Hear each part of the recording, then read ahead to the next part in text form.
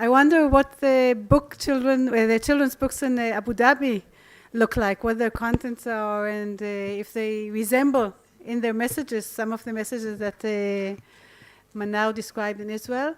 But as Manar said, I think we can be optimistic because in a sense, Maktabat Al-Fanoos addresses many of the problems that Manar described. So we are in a better situation than we were when you did your PhD thesis. We have time for questions, comments, whatever. So please. Here, we have the mic. Let me just give you the mic.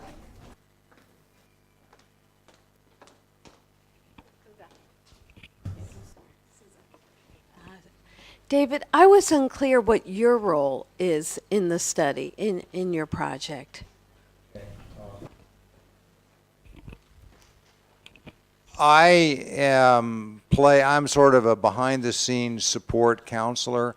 I make trips 4 or 5 times a year over there. I have Skype conversations with the principal. I helped hire the coaches. And Molly Collins, who works with me, Skypes with the coaches more regularly. And so I'm the one who sort of comes in, tries to set suggestions. So a lot of these things, the instructional routines are all things that I recommended.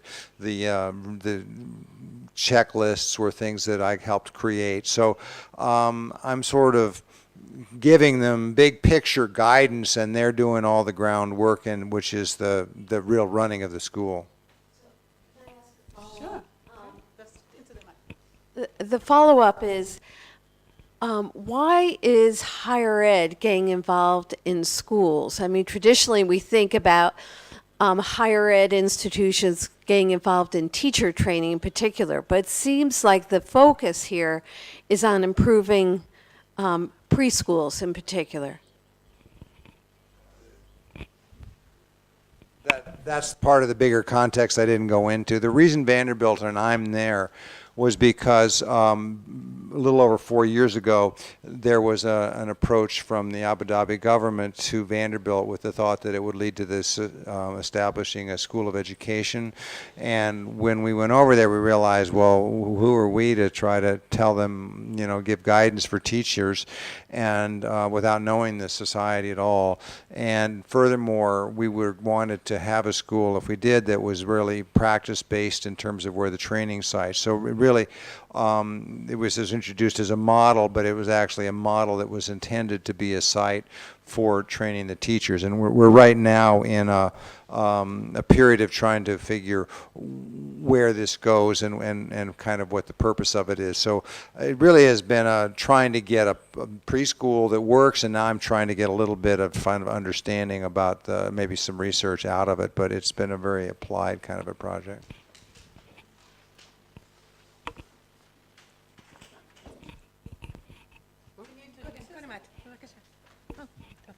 It's interesting. I noticed that tomorrow one of the sessions is labeled multicultural something, but this was actually a common thread to all of your talks was cultural adaptivity and adaptiveness, and how to take things that are considered scientifically proper, developmentally appropriate in the Western world, whether it's your ELLCO instrument or certain books or gender considerations in children's books, and adapt them or bring them into as part of a attempt to improve early childhood settings and children's reading and parents' involvement. I wanted to ask you actually, David, you spoke about aesthetic considerations that were different than your tool and not being accustomed to having a lot of things written. Were there things that you feel that you changed your perceptions of what was right for early childhood settings, what we know is correct for the Abu Dhabi, from your experience in the Abu Dhabi school?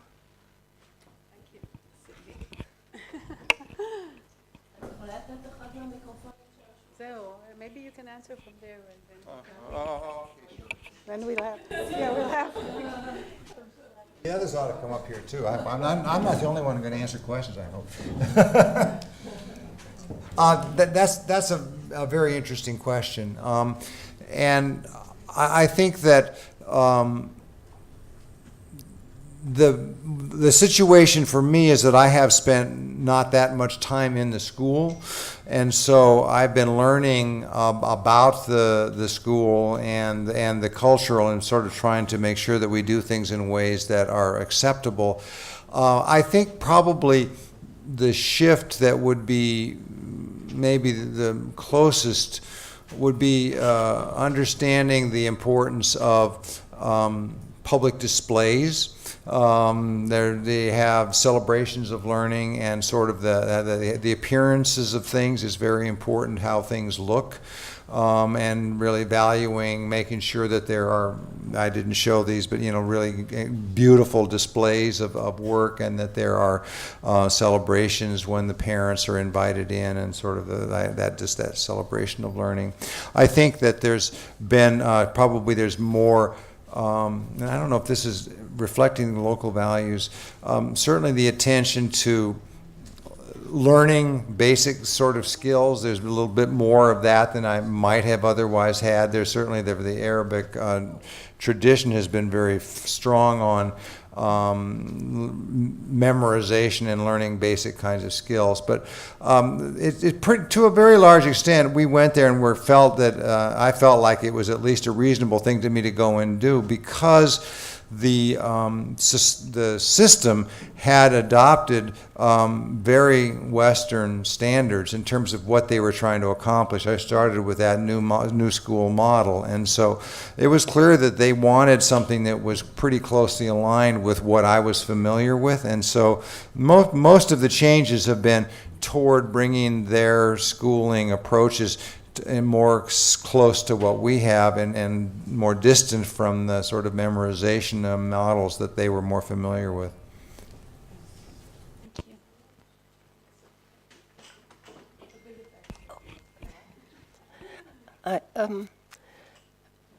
One additional information to Manar. Girls are Rita Sever, Hebrew University. The Hebrew University. Yeah. Just notice that Arab girls are doing better in mathematics than boys. Okay? So another point. In all the recent data about tests, the girls are doing better in mathematics and other things. Two questions to David. One, did you encounter diglossia problems in that school? Oh, absolutely. I mean, there are in the Arab instruction. We've talked about it. I don't speak Arabic, and we don't have the benefit of someone like Sophia or a linguist who can be in there to be analyzing it. Now, in the very beginning, we did have a consultant who came in from the Center for Applied Linguistics, which is a site in the United States that does issues around language, who's an Arab speaker. And she talked with the staff and listened to what was happening, and gave us very clear suggestion that we want to have to be aware of the diglossia and make sure that the teachers are using Arabic and we're not translating English to Arabic. But that's more like ESL, how do you teach second language? We encourage the teachers, and the Arabic coach encourages the teachers to read the text. And so the texts, to the question that was sort of alluded to, many of the books that we use are standards from the United States, and so I haven't done an analysis of how the girls, we might find sort of issues around how girls are positioned in those books. There are books that are chosen by the Arab teachers, but there has been a problem with finding books that were of high quality, but we try to use as many Arab books as we can. I haven't personally analyzed those. The country is they have a very, from their mind, pure version of Arabic, a very formal version of Arabic, And so they're quite conscious. All of our translations have to be done with great care. So the teachers are reading the text, and I suspect it's fairly formal Arabic. I believe that the spoken Arabic that they're using is fairly formal. I'm not sure that they are engaging in conversations. At least that's what they've been directed to do. Unfortunately, I'm ignorant about that. But the glossy, actually, I was talking to Sophia. I don't know if she's here today. Well, she told me yesterday that the glossic situation is more extreme in Abu Dhabi than it is here because the language is even of a more formal kind of way. So they absolutely have the problem there, and I don't know. I wish I had more insight into how effectively we're helping the children with that. A very, very short one.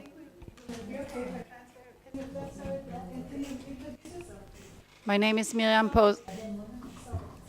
Miriam Posner. I'm the head of the public libraries in Tel Aviv, and I'm here with Fatma Turk, who is the librarian of the one Arab branch that we have in Tel Aviv.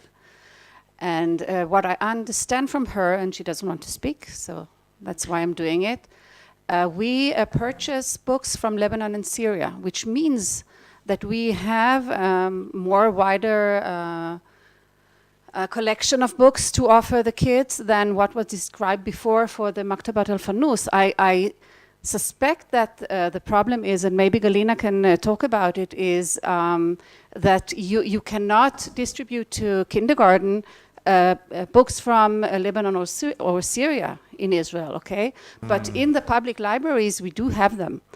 And then I'm asking if the messages are aligned with what Manar was describing, and she says that maybe it's more varied than what you were able to discover.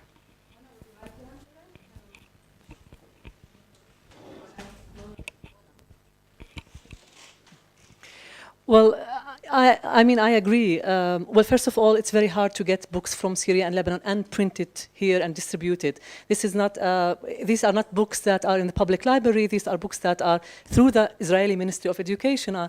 So it's two ways. Publishing houses in Lebanon or in Syria, not all of them are very enthusiastic in working with us. So that's very obvious. But about books from Lebanon, I agree with you. Lebanon today is the most progressive country that has in everything. I mean, also literature for grown-ups and also for kids.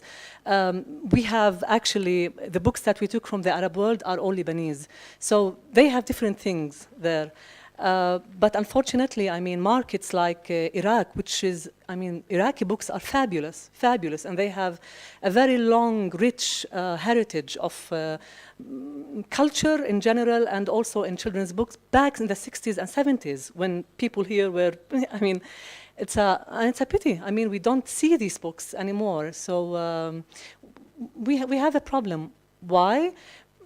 Because Iraq is destructive. I mean, it's total destruction. It's not easy, please. Okay. I have a question from Mona. You suggested that translations are very problematic. And why is that? I mean, there are so many great books all over the world, and you could select what fits into your culture, and so why is it problematic to make translations?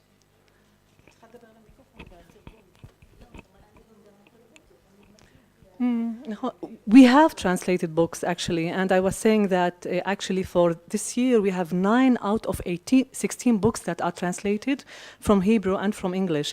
But the problem is, you know, you can't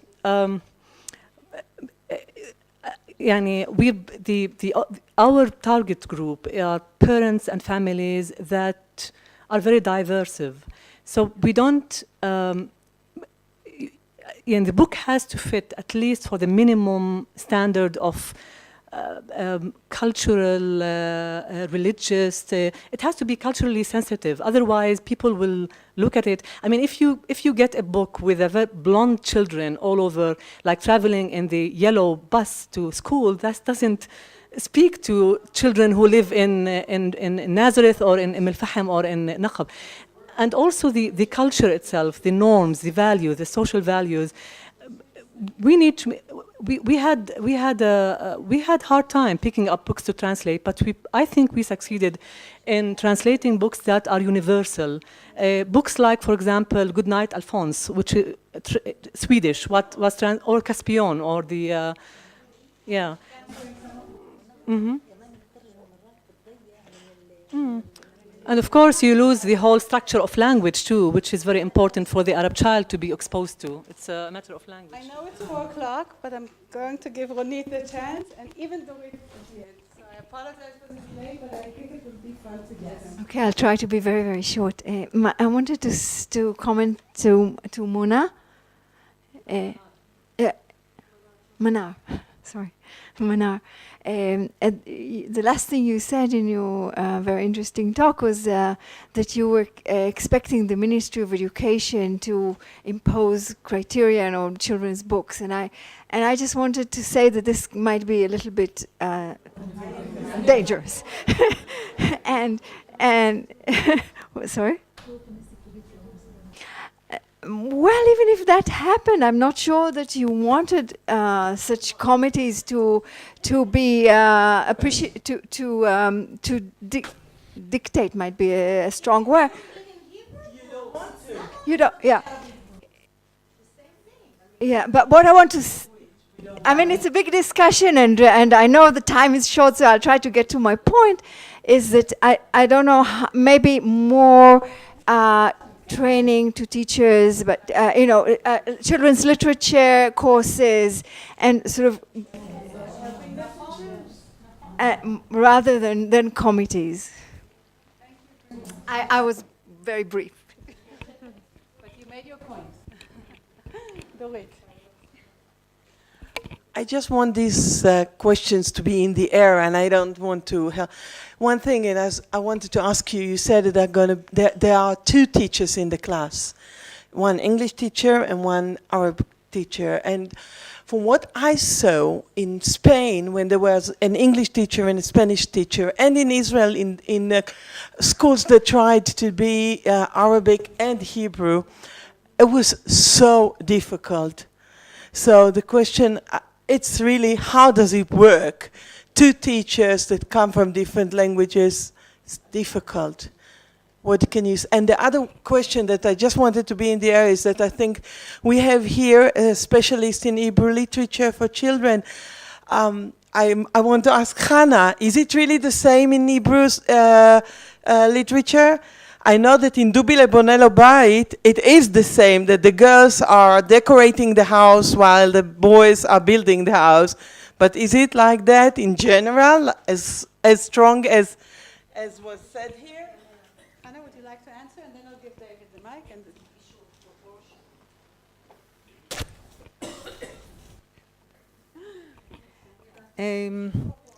כן, יש ספרים, כמו שהראיתי אתמול, עם התרגומים עם הבלונדינית שחסרת ישע, אבל יש בעברית שפע של ספרים, המון ספרים שמציגים תמונה אחרת לגמרי, ולכן בספרים שהבאתי ככה בחלקם במצגת... עוד כמה טיפשיים.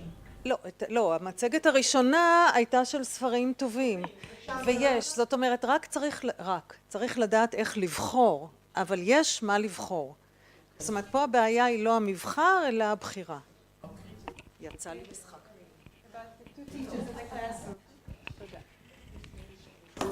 I think maybe Dorit, I think the answer to your question is what I tried to put my emphasis on the how it works. It actually works pretty well, and I think that these accepted routines. So Arabic teachers use the morning message some days, the others do it the other days. The book reading. So there are these expected routines where they share. I'm responsible for planning. You're responsible for planning. They have expectations about planning. Their lesson plans have to get handed in. They're all using the same way of what the sort of classroom expectations. So the print environment. You need to have an Arabic print environment. You have to have an English English print environment. The Arabic teacher may do better than the English. So, some of those ratings, the Arabic teachers were stronger than the English teachers. The Arabic teachers are coaching the English teachers in some cases because they're better teachers. So, there's always interpersonal tension. Sometimes in Arabic, one teacher doesn't feel that they're respected. But by and large, it's working about as well as two adults can work in a shared space. It's working. I would like to remind us that we have this model in Israel too, in the school, bilingual school. It started with Waht al-Salam and all of yeah. I saw the kindergarten, and few years ago, it wasn't working that well. Because there was a very strong, fantastic Arabic kindergarten teacher, and the Hebrew kindergarten teacher was a newcomer from the Soviet Union. So I would like to emphasize that it is an experiment in Israel, and by the time it be promoted more and more, and they learn, and they had many training and evaluation, and I think it's better. Also in bilingual here in Jerusalem and other one, they study little by little. They learn how to do it. It's not easy because in addition to bilingual, it's binational. It's a double. It's a double. But it exists, and it is an interesting experience that we follow it very closely. So we'll continue the discussion. Fatma. אני רוצה להתייחס לעניין של התרגום של הספרים מהעברית לערבית. אני חושבת, האמת יש המון... אני רוצה להתייחס לעניין של התרגום, מה הקושי? האמת אין קושי, אפשר לתרגם, אבל מה שקורה בחברה הערבית היום יש אלפי ספרים מתורגמים מעברית לערבית, שהם גרועים מאוד. אף אחד לא בודק, התרגום הוא גרוע, שהוא מאבד מהמהות של הספר או מהערך של הספר, אפילו לפעמים מהרעיון של הספר. גם יש פה הרבה שגיאות כתיב. אז זהו, זה רציתי. הספרים יוצאים דרך מרכז הספר והספרייה. לא, יוצא דרך מרכז הספר והספרייה, ואני חושבת מה שקורה, אין מי שעושה ביקורת על התרגום, אפילו המחבר עצמו, לא יודע שקלקלו לו את הספר ברגע. אתמול הצגתם את אלונה ועלה, הספר מדהים בעברית, בערבית הוא על הפנים. אתם תקראו אותו, אני אמרתי למרגלית, זה אמר כמה שהוא גרוע בערבית, השפה גרועה והרעיון הלך לאיבוד. אני חושבת שם הבעיה, שאנשים אין להם יכולת תרגום שהיא שומרת על איכות הספר ועל הרעיון גם לפעמים של הספר וגם על השפה. שפה מאוד חשוב, כי שם מכניסים עוד ועוד מלל כדי שהרעיון יגיע, ואז הספר הוא נהיה יותר מדי ארוך והוא מאבד I want to speak about the Arabic books relating to this issue. I think that I agree very much with Ronit that we live in, it's a free market. You can't tell publisher house, don't publish this. This is the way it works. But I think the idea, and here we are in a workshop that maybe we can take message home and do things. Really, it's for action as well as you really want to do, and it's very, very important.